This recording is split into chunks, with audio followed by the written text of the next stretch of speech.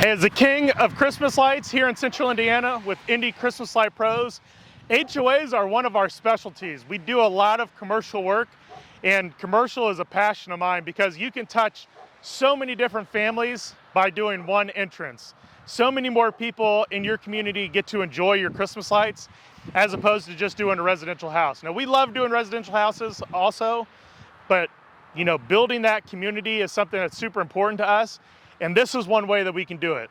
So if you are in an HOA and you're looking to light up your entrance, here's how I would do it. Number one, we got to find power. And so I've already trudged through all these overgrown burning bushes and I found power. So we have the ability to light this up. The next thing that I'm going to do is we actually have to look at how this whole thing flows.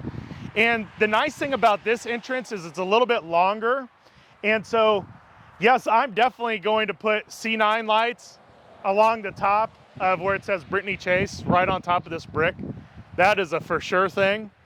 I'm also going to put a wreath just to the left of where the sign is. And then we have all these nice crabapple trees. There's 3 crabapple trees over here. We have 2 more crabapple trees right here in front of these spruces. These are awesome things that you can light up and adds dimension to your HOA. And then I would also recommend doing stake lighting along the mulch bed, so that gives a little more definition.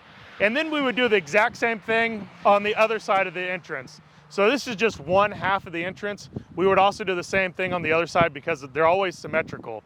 So how can we add more cheer to your guys' community? Give us a call, Indy Christmas Light Pros, and we are here to help. Follow us for more tips.